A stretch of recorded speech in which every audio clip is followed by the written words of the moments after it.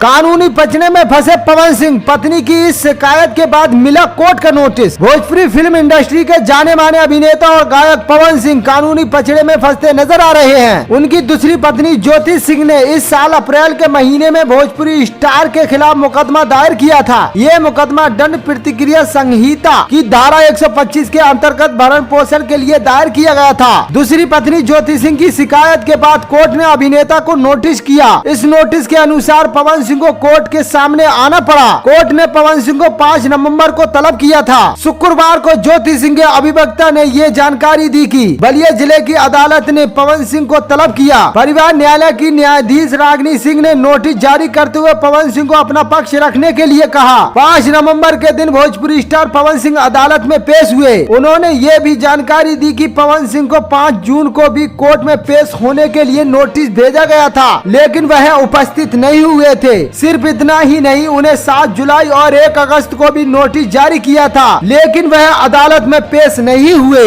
ये चौथी बार है जब पवन सिंह को अदालत ने नोटिस भेजा है, लेकिन इस बार भी पवन सिंह की तरफ से कोई जानकारी सामने नहीं आई। आपको बता दे, पवन सिंह ने बलिया के मिट्टी मोहल्ले में रहने वाले बाबू राम सिंह की पुत्री ज्योति सिंह से साल 2018 में शादी की थी। चितवाड़ा के एक होटल में पवन सिंह और ज्योति सिंह की शादी का समारोह आयोजित हुआ था। आपको बता दे दोस्तों, और अब पवन सिंह को अदालत ने 20 दिसंबर को बुलाया है। देखना है दोस्तों 20 दिसंबर को क्या होने वाला है, ये तो आने वाला वक्त ही बताएगा। दोस्तों, आपको ये न्यूज कैसा लगा कमेंट में जरूर बताएं, और पवन सिंह से जुड़ी खबरों के लिए मेरे YouTube चैनल को सब्सक्राइब करना ना भूलें।